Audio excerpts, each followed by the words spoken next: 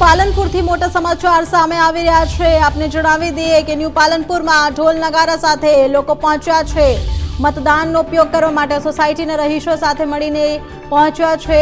ઢોલ નગારા સાથે ન્યૂ પાલનપુરમાં વધુમાં વધુ મતદાન માટે લોકોથી અપીલ પણ કરવામાં આવી રહી છે। ઢોલ નગારા સાથે ગરમીને ધ્યાનમાં રાખીને વહેલી મતદાન કરવા માટે પણ લોકોથી અપીલ કરવામાં આવી રહી છે। રાજ્યની ચૂંટણી આજે યોજાઈ રહી છે ત્યારે વોર્ડ નંબર 1 માં અત્યારે સવારથી જ મતદારોમાં અનેરો ઉત્સાહ જોવા મળ્યો છે। આપણે જોઈએ સીધી વાત કરીએ છીએ કે મતદારોમાં કેવો ઉત્સાહ છે। આજે આપ મતદાન કરવા જવાના છો, કેવો ઉત્સાહ છે? ખરેખર અમારા જે તિરુપતિ રાજનગર સોસાયટી છે એ જોતા લોકોમાં એક અનેરો ઉત્સાહ અને આનંદની લાગણી પ્રવર્તે છે। Actually, election is a festival of democracy. Each and every Indian citizen must have to be exercise their franchise. We are also going to exercise my constitutional right.